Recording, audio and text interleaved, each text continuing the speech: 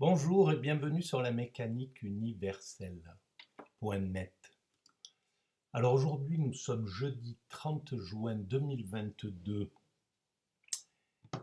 et je continue ma lecture commentée de cet ouvrage, La méditation selon le Yoga Vedanta, d'un sage hindou, Swami Siddheshwarananda, de l'ordre Ramakrishna, euh, qui a professé en France, voilà, dans les années 30, 40, 50, jusqu'à, je sais plus, jusqu'aux années 70, 80. Et donc, je lis, je découvre en même temps que je lis, et je commente, voilà, ou je pars dans des délires euh, qui n'ont rien à voir parfois, mais c'est des points de vue que je m'autorise à penser profitables. C'est pour ça que je le fais, mais voilà, ça c'est rien n'est sûr à ce niveau. Mais en tout cas, voilà, ça me permet de commenter c'est en lien avec le site euh, que je développe, mécaniqueuniverselle.net, et selon lequel l'humanité est destinée à atteindre son ultime perfection.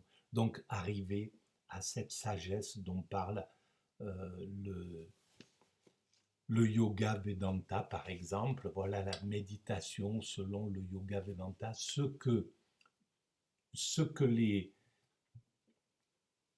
expérimentateurs de l'hindouisme euh,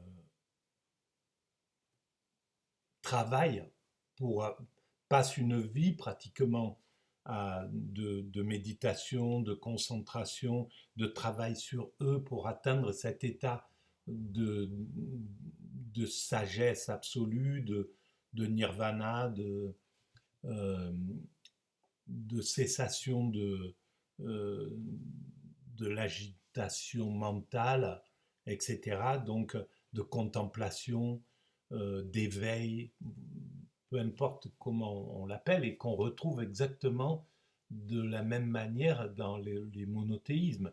Dans le soufisme, c'est ce que cherchent les soufis, c'est ce que cherchent les ascètes chrétiens, c'est ce que cherchent les sages du judaïsme, etc. Donc cet état euh, de,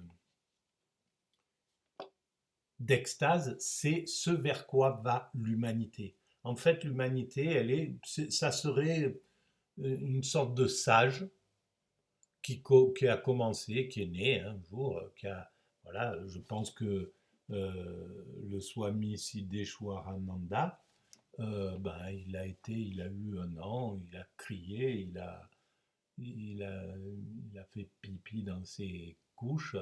Euh, voilà, quand il avait 2 3 ans, il est tombé, il a pleuré, il a crié, il a peut-être embêté ses petits frères et sœurs, etc. Puis à 5 6 ans, il est devenu un peu plus sage, mais voilà, c'était encore un petit gamin avec ses trucs. Il était toujours parfait à ce moment-là. Il était parfait pour l'âge qu'il avait. Puis il a eu 10 ans et voilà, euh, il a commencé à s'intéresser à des choses, mais il avait la puérilité d'un enfant de 10 ans, la légèreté, etc. Puis il a été adolescent. Alors peut-être qu'il n'a pas fait l'adolescence classique de révolte contre les parents, ou voilà, comme on peut les connaître en Occident. Peut-être qu'il est rentré dans la sagesse beaucoup plus tôt.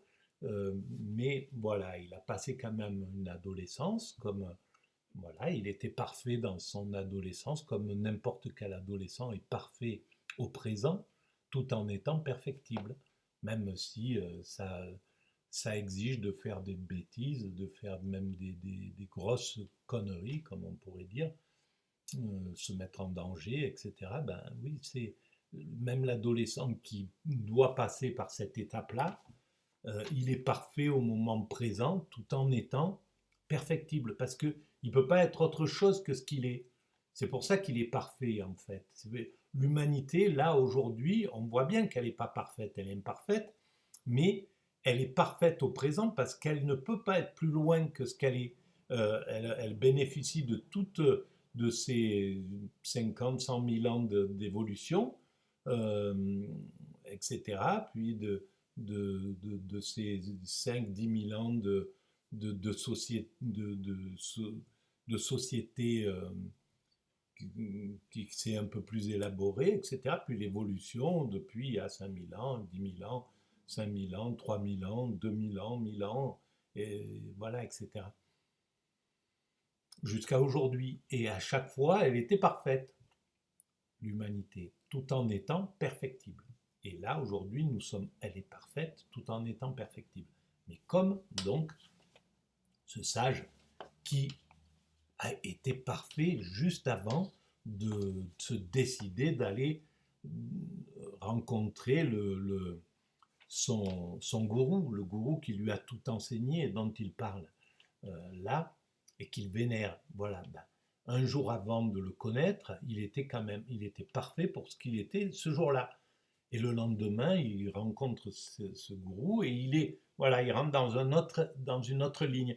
Et à partir de là, il travaille sa sagesse. Et peut-être qu'il atteint un état de sagesse à 40, 50 ans.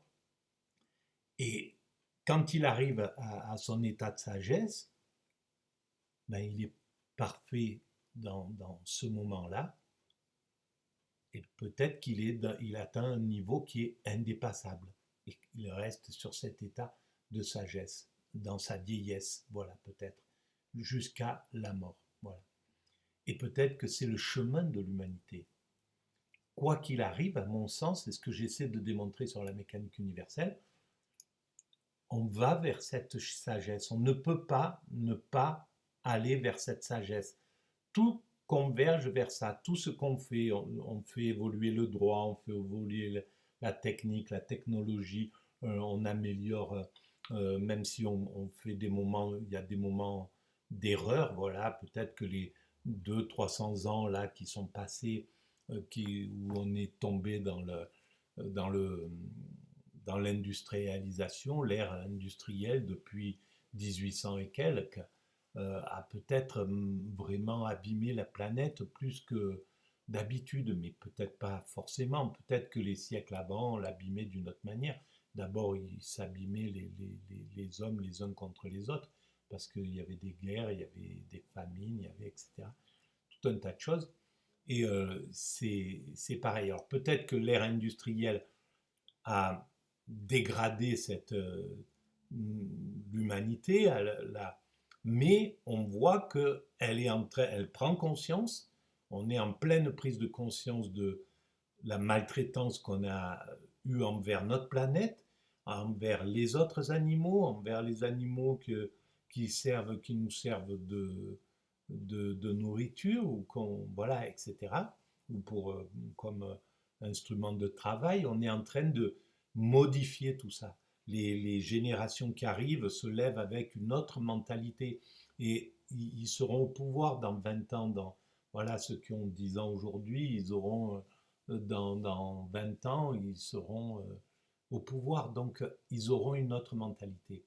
Et puis, peut-être que ça mettra 10, 20, 30, 40 ans, 4 décennies, ou 5, ou 6, mais on réglera le problème de de la maltraitance de la planète, de la pollution, de l'utilisation des énergies fossiles. Tout ça, on en viendra à bout. Voilà. Et on sent que là, il y a une énergie qui commence, voilà, même si d'un autre côté, on se rend compte de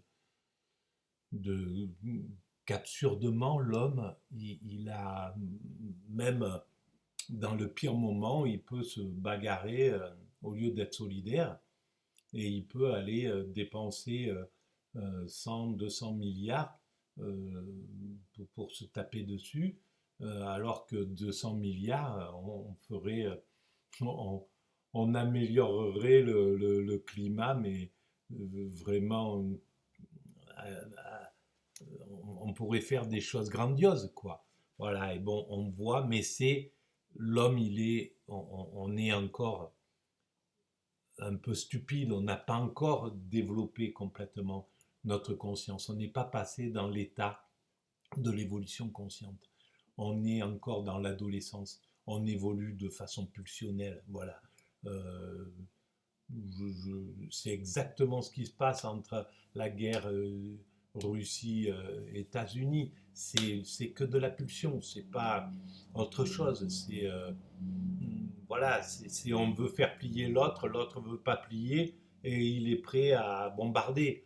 Et donc il faut trouver le moyen d'essayer de l'affaiblir, etc. Enfin bref, c'est complètement pulsionnel, quoi. C'est absurde, mais on en est là. Et c'est humain. Ce ne sont que des humains comme vous et moi, comme nous tous. Et donc on est aussi, à part quelques êtres humains qui ont atteint un degré de sagesse capable de pas sombrer là-dedans, mais on se rend compte, voilà, moi je le vois, j'ai des confrontations et ça va tout de suite me mettre hors de moi, et dans ce hors de moi, je peux agir de façon irraisonnée, alors que j'ai complètement conscience que c'est absurde. Mais voilà, on est dans cette mécanique. Alors, on peut pas critiquer les dominants actuels qui sont aussi dans, ce, dans, cette, dans cet état psychique. Bien sûr, on voudrait qu'ils soient déjà plus hauts, mais il ne faut pas se leurrer. Les dominants ne sont pas supérieurs à l'ensemble du peuple. L'ensemble du peuple est plus intelligent. Voilà, c'est pour ça qu'on est arrivé à imaginer la démocratie qui est la souveraineté du peuple. Parce que globalement, la globalité est plus intelligente que les quelques dominants qui sont chargés d'appliquer normalement la morale, l'éthique, les désirs du peuple. Le peuple, il ne désirait pas faire la guerre le peuple russe, il ne désirait pas que les Russes déclenchent une guerre.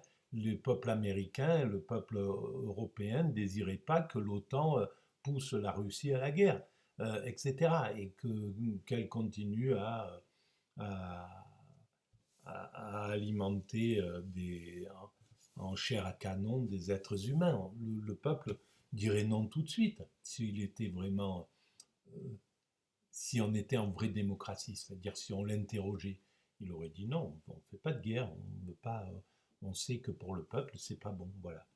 Et s'il n'est pas manipulé, bien sûr, parce qu'il faut une démocratie et que les représentants du peuple, les bons représentants du peuple, pas les élites qui veulent thésauriser les privilèges et qui fonctionnent comme de l'aristocratie, hein, parce que c'est ce que nous avons devant les yeux. Nous avons un système totalement aristocratique qui, qui choisit pour le peuple, qui prend des décisions contre sa volonté, etc. Et voilà, et parce qu'il s'est accaparé les médias, grâce à ça, peut arriver à, à infléchir même la raison, le peuple, sa pertinence, l'intelligence du peuple, euh, la pertinence du peuple, elle peut être complètement abusée. On l'a vu là de manière caractéristique quand il y a eu le déclenchement de cette guerre, comment le peuple peut être complètement manipulé pour lui donner, pour lui faire dire ce qu'il veut. C'est un vol manifeste de la démocratie et c'est un abus du peuple. Ils ne se rendent même pas compte que ce sont des maltraitants, tout simplement. Ce sont des abuseurs du peuple. Ce sont des pervers narcissiques qui abusent complètement du peuple. Et ils sont très conscients de ce qu'ils font, en réalité. Donc ce sont des pervers narcissiques. Euh, ce, ce, ce système-là. Et voilà, et c'est comme tous les pervers narcissiques, ils jubilent de se sentir plus malins que les fragiles qu'ils abusent. Et le peuple, il est fragile. Et donc ces dominants jubilent de voir qu'ils peuvent... voilà, ça fait partie de leur plaisir d'existence. Vain plaisir et plaisir absurde, quoi. Mais ils ne sont pas conscients que c'est absurde et qu'ils sont juste le jouet de leur propre caractère. Voilà. Donc, après voilà, cette digression, comme je disais, qui part dans tous les sens, je vais continuer là où j'avais commencé. Donc, c'est le chapitre premier, la formation du caractère et la force de la pensée. J'en étais là. Dans la vie empirique, nous ressemblons tous, plus ou moins, à Arjuna. Arjuna, c'est l'âme particularisée qui tend vers la délivrance. C'est en nous-mêmes que se trouve le champ de bataille. Voilà, c'est exactement ce dont j'étais en train de parler. Le héros qui combat est le Seigneur qui, par sa grâce, nous fait passer à travers les filets de Maya et nous rend insensibles aux séductions du monde. Pour atteindre cet état-là. Et c'est ce vers quoi va l'humanité. Mais évidemment, il faut que l'ensemble, que techniquement l'humanité soit complètement et atteint son état de perfection, que tout soit complètement bâti, voilà, qu'on ait construit une sorte de paradis sur Terre. Voilà, donc d'endroits qui... On peut imaginer, il suffit de se projeter pour imaginer qu'on peut faire des villages complètement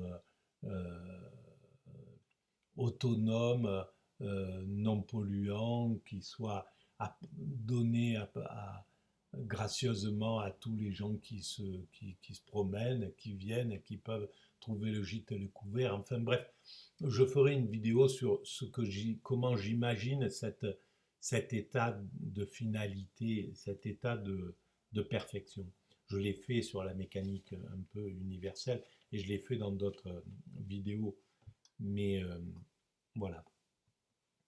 L'enseignement de Sri Krishna ne nous enjoint pas de nous abstenir de l'action, de nous réfugier dans un ermitage de la montagne ou de nous cloîtrer au fond d'un monastère. Voilà. Et bien c'est parce qu'il a compris que Sri Krishna, que l'homme constructeur de perfection doit construire la perfection. Donc, il ne peut pas arrêter l'action. Il faut qu'il soit dans l'action, dans la construction. La seule chose, c'est qu'il peut essayer de travailler de façon la plus bienveillante, la plus intelligente, la plus consciente, la moins stressée, la plus universaliste, la plus consciente de la finalité, etc., etc. Ça, c'est ce qu'on peut développer. Mais l'action, elle est effectivement nécessaire encore. Donc, toutes les religions ont compris ça, que l'homme, il doit être dans l'action. Et de l'autre côté, le pendant de l'hindouisme, c'est pour l'Asie, pour l'autre hémisphère, de notre côté, c'est le judaïsme qui serait la mère des autres religions. Du côté asiatique, c'est l'hindouisme qui est la mère du bouddhisme, qui est la mère du zen, qui est la mère, etc., qui a donné naissance à des filles, en somme. Et pareil pour le judaïsme. Et le judaïsme a aussi cette vision de l'action constructrice, qu'il faut construire cette humanité. Et d'ailleurs, la communauté juive est extrêmement, depuis depuis sa création, et offre tout son potentiel à la construction de cette humanité. Voilà. Et donc, et c'est pour ça qu'il y avait une petite, on va dire, il y a des mécompréhensions mais qui ont été pires que ça, hein, entre la mère et la fille. La fille aînée qui est le christianisme, qui préconise d'atteindre, qui préconisait, semble-t-il, je connais, c'est peut-être ça, il faut le vérifier quand même, mais qui préconisait d'atteindre la sagesse, de l'abstinence, etc., la perfection avant l'heure. Non, on ne peut pas préconiser ça, on ne peut pas euh, proposer ça à l'humanité, parce qu'il faut construire que les quelques éclaireurs qui se sentent capables d'aller dans un monastère, de partir dans l'ascèse, de rentrer dans le soufisme, de rentrer dans le monachisme, de rentrer dans voilà de d'aller dans de chercher cet état d'éveil absolu, de contemplation totale, etc. Fassent ces expériences, c'est parfait, mais on ne peut pas le préconiser à l'ensemble. Et donc là, justement, le christianisme devrait entendre avec plus d'acuité sa mère. Voilà. Et je pense que c'est la même chose pour l'islam. Je pense qu'il a aussi besoin d'entendre sa mère dans ce sens-là pour, euh, pour adoucir un peu la fatalité, l'idée de fatalité. Peut-être pas, peut-être que la fatalité, peut-être que chacun a a son rôle, peut-être que chaque communauté a son rôle, chaque religion apporte ce qu'elle doit apporter à à l'humanité. Voilà, la mère apporte ça, les filles apportent ça, etc., etc. Je continue. La méditation ne nous fournit pas le moyen de nous dérober à nos engagements et de nous évader de l'existence. Voilà, pour l'instant c'est ça. Après, oui, peut-être qu'en état de perfection, si on atteint l'extase permanente, l'homme, quand il aura atteint, quand l'humanité aura atteint sa perfection, aura les moyens de se dérober à toute autre chose autre que contempler et jubiler, jouir de l'instant présent. Elle nous préparera, si nous observons les règles du Yoga Vedanta, à remplir mieux que par le passé nos propres obligations, car nous construirons notre caractère sur des fondations solidement assises. Voilà le sens. Et c'est là où on voit la puissance de la pensée de ces sages, de ce sage-là par exemple. C'est extraordinaire ce qu'il dit. Il n'y a pas un mot qui est... C'est une perfection, quoi. Et voilà, parce qu'il y a en plus le vécu. Il peut y avoir la théorie qui peut avoir du sens. Voilà, moi, c'est de la théorie ce que je dis. C'est bon, même si ça part d'un moment d'expérience, d'un petit moment d'expérience, mais j'ai rien travaillé pour atteindre cet état de sagesse ou pour m'élever dans la sagesse ou pour juger d'une autre manière, pour maîtriser mes excès d'exaltation, d'enthousiasme, de pessimisme, etc., etc. Donc ça n'a rien à voir avec les paroles de ce swami, les paroles d'un sage, ça n'a rien à voir, de quelqu'un qui a expérimenté. L'expérimentation, c'est fondamental. Nous deviendrons chacun, selon ses dispositions, de meilleurs citoyens du monde, de plus utiles serviteurs de l'humanité. Voilà pourquoi, à côté de nos dirigeants, il faut qu'il y ait ces sages. Il faut qu'il y ait des sages à côté. Et non pas pourquoi nous sommes dans un état de crise absolue, l'humanité. Pourquoi nous sommes arrivés à cet état de crise que nous devions vivre, hein, qui était nécessaire. Parce que à côté des dominants, il n'y a plus de spirituel. Avant, il y avait toujours le spirituel. Là, maintenant, il y a le marchand, il y a le marché à côté qui le conseille. Donc, un narcissique est conseillé par un autre narcissique, en somme. Et donc, ça donne un monde narcissique. Ça donne un monde voilà, par un vénal, en somme. Voilà, on a quelqu'un qui n'a pas les moyens. le marché n'a pas les moyens, les gros businessmen du marché, même s'ils font un peu s'ils sont conscients de la spiritualité, de plus en plus ces jeunes qui ont créé des empires comme Facebook, comme etc. Tous ces grands businessmen, tous ces grands oligarques, ils ont l'âme qui peut être spirituelle, et je pense qu'ils le sont, la plupart qu'ils ont cette chose-là. Mais c'est pas, ils n'ont rien à voir avec ces sages, c'est autre chose. Donc, ils sont bien pour ce qu'ils font, c'est important, mais c'est pas eux qui devraient conseiller les hommes politiques actuellement. C'est pas eux qui devraient être à côté d'eux. Ils pourraient y être, mais il faudrait que à la seconde place, les hommes politiques, les politiques du monde s'entourent de ces sages. Voilà.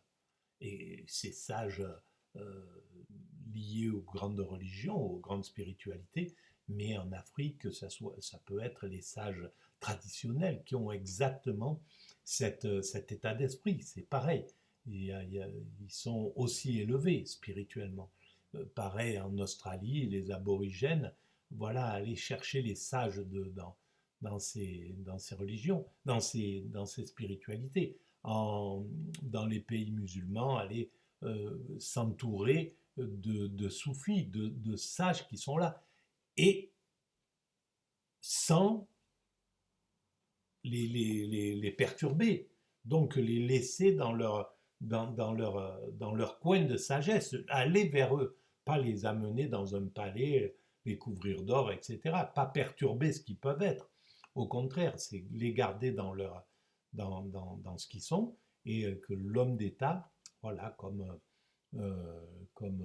Alexandre, allait se mettre au pied de Diogène qui était dans son tonneau pour aller lui parler. C'était pas Diogène qui allait dans le palais d'Alexandre ou qui allait au... Voilà, d'ailleurs la phrase, hein, Alexandre qui lui demande, écoute, aujourd'hui demande-moi tout ce que tu veux, je te le donne. Et, euh, et Diogène lui dit, ôte-toi de mon soleil. Voilà, c'est extraordinaire. Bon, eh ben c'est ça. On les retrouve dans la philosophie. On retrouve ces sages-là dans la philosophie. Mais c'est pas tous les philosophes. C'est pas la philosophie qui fait des philosophes. C'est pas, oui, la philosophie qui fait des sages.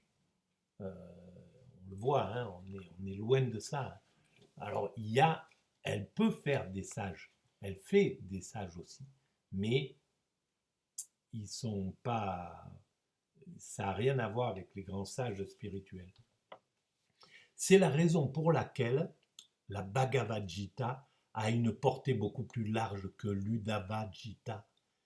Il n'y a qu'un très petit nombre d'êtres qui soient capables de se concentrer, de se consacrer exclusivement à la méditation. Alors, des fois, j'ai le sentiment de découvrir des choses quand je parle, de me dire, bon Dieu, je viens d'imaginer quelque chose qui n'a pas été vu. Mais voilà, là, c'est exactement ce que j'écris depuis 20 ans. Voilà. Et ça, c'est constant. Je découvre. Donc, ça devrait me rabattre un peu le caquet. Ça devrait diminuer mon orgueil. Ça le diminue quelques jours parfois. Mais non, mais grâce à Dieu, il est quand même pas trop intense cet orgueil-là. J'ai assez de complexe pour, pour qu'il me déborde pas. Mais voilà, pour dire, il n'y a qu'un petit nombre. Moi, je les appelle des éclaireurs depuis le début, mais c'est ça, c'est des éclaireurs. Ils partent en avant dans l'humanité.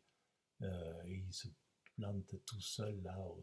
C'est extraordinaire. Il faut être fort pour être un éclaireur. Il faut être très fort. Et je pense qu'en temps de guerre, là, ce qui se passe, il doit y avoir des éclaireurs. Franchement, il faut, dans les deux camps d'ailleurs, ils doivent être vraiment. Faut, c'est un état d'esprit assez balèze. Je continue. Pour ceux, et c'est le cas de la grande majorité, qui ne peuvent s'en tenir à cette méthode et qui doivent également participer à l'action, karma, la méditation conserve une importance considérable. Elle permet à l'aspirant de maîtriser son propre mental, d'améliorer sa condition présente et de s'acheminer progressivement vers un but religieux ou spirituel. Voilà ce que je voudrais commencer à travailler maintenant, pour, personnellement. Je, je commence un petit peu, mais pour un jour de travail, il y a 8 jours d'euphorie, de retour à la projection, à ne pas être là, à être dans mon cerveau, dans le mental qui n'arrête pas de créer, d'imaginer, de penser, etc. Alors c'est très bon pour la créativité, mais c'est pas bon pour être là et pour la sagesse. Donc j'essaye de travailler, mais j'ai mis un pied dans l'expérimentation, c'est déjà pas mal. On verra ce que ça mettra. On s'en rendra peut-être compte à force à travers l'évolution de ces vidéos. Il me semble que déjà elles sont un peu plus paisibles. Euh, mais bon, si j'atteins vraiment le degré que j'aimerais atteindre, je pense qu'il n'y aura plus de vidéos à ce moment-là. Parce que c'est un rythme ou alors dans, dans une, dans une analyse lente, calme, sereine, douce. Voilà, ça serait ça si j'atteins cet état d'extase que j'ai déjà connu. Le mental est le seul instrument dont nous disposions. Nous devons donc procéder avant tout à notre purification intérieure. Plus tard, il nous sera possible de travailler à notre perfectionnement. Mais il faut auparavant que le monde perde pour nous tout attrait afin que nous utilisions intégralement toutes les forces qui résident en notre esprit. C'est dur hein, parce que là, je ne peux pas commenter, donc il faut que je reparte dans cette exaltation, dans ce... C'est... Voilà. C'est par le mental que nous prenons connaissance du monde. Voilà, ben c'est dit, c'est ça. C'est, c'est le mental qui doit travailler. C'est pour ça que le principe créateur, parce que je crois qu'il y a Dieu, une puissance créatrice, une puissance divine toute la saveur, la texture, pas la texture, mais la saveur, la, de ce que les religions appellent Dieu. Voilà. Mais qui n'a rien à voir avec l'apparence humaine ou avec une apparence quelconque. Mais je pense que cette puissance-là a cette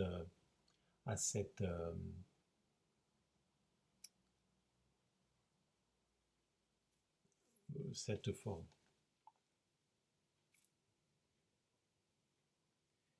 Quelque voie que nous choisissons, la pratique assidue de la méditation nous fournira le moyen d'obtenir de notre organisme psychique la soumission la plus complète.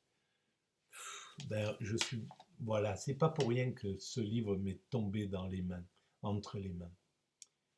Je pense qu'il n'y a jamais un hasard. Chaque fois que je tombe sur un livre, que je prends un livre dans ma bibliothèque ou à la bibliothèque de l'université ou dans, un, dans une brocante et que je décide de l'ouvrir, c'est exactement ce qu'il me fallait. Et là, c'est le livre qu'il faut que je lise. Et il y a 142 pages, donc je pense que là, si je pars vraiment et si je ne m'interromps pas dans cette lecture, j'en ai pour 2 ans de réflexion, là, de lecture. Et donc, c'est peut-être le temps qu'il faut pour atteindre cet état de sagesse. Je ne veux pas m'avancer là-dedans parce qu'il est possible que je me détourne de ça et que je commence à, à commenter les pieds nickelés ou Achille Talon ou handicap. Voilà. mes héros. Voilà. Que nous prenons connaissance du monde extérieur et notre première tâche est le baron noir. Ne pas oublier le baron noir en philosophie. Que nous prenons connaissance, la BD, le baron noir. Que nous prenons connaissance du monde extérieur et notre première tâche consiste à rendre cet instrument aussi parfait que possible. C'est clair que c'est le but, c'est ce qu'on devrait enseigner dès l'enfance aux enfants, aussi parfait que possible. Quelque voie que nous choisissions, la pratique assidue de la méditation nous fournira le moyen d'obtenir de notre organisme psychique la soumission la plus complète. Nous avons tous à jouer un certain rôle dans la société. Des travaux différents incombent à chacun de nous. Il importe que nous puissions faire face à nos obligations, car s'il en était autrement, nous irions au-devant de graves échecs. Pour surmonter tous les obstacles, nous devons nous astreindre à une certaine discipline. Nous augmenterons ainsi la puissance de notre esprit. Avant d'en arriver là, efforçons-nous de nous connaître nous-mêmes et de discerner les forces qui, à notre insu, agissent encore en nous.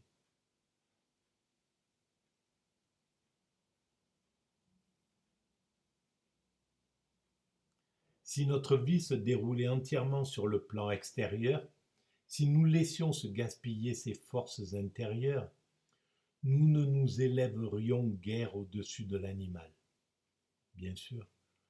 Mais au-dessus de l'animal est au-dessus de nous par de nombreuses formes,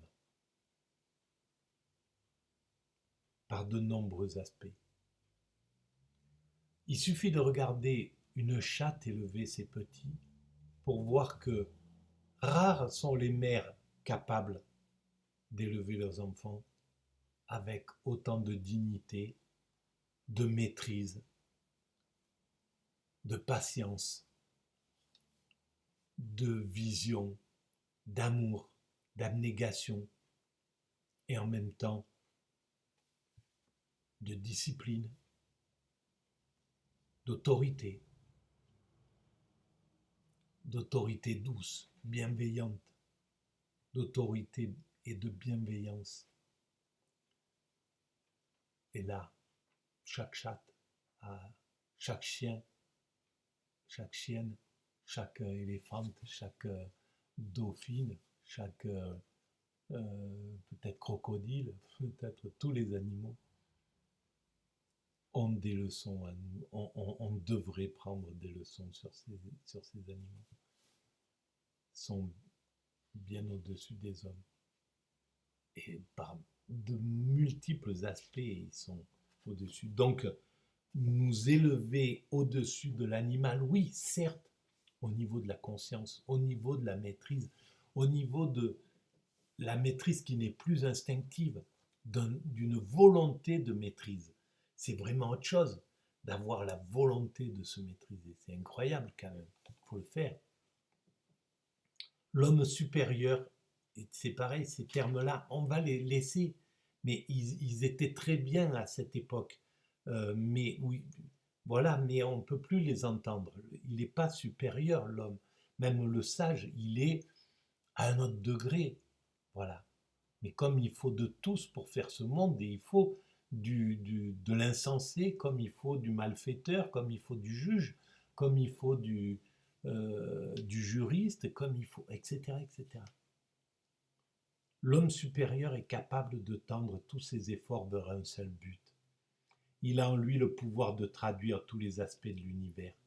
Ce même pouvoir s'affirmera en nous dans la mesure où nous saurons donner une direction unique à toutes les énergies qui, à l'état latent, existent en notre mental.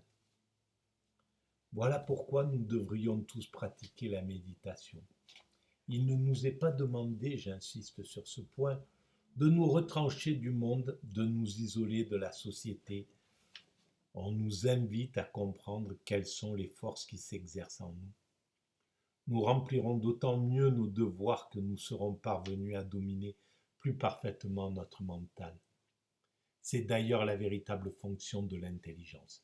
Voilà ce que le sens de ce livre, de ce Swami.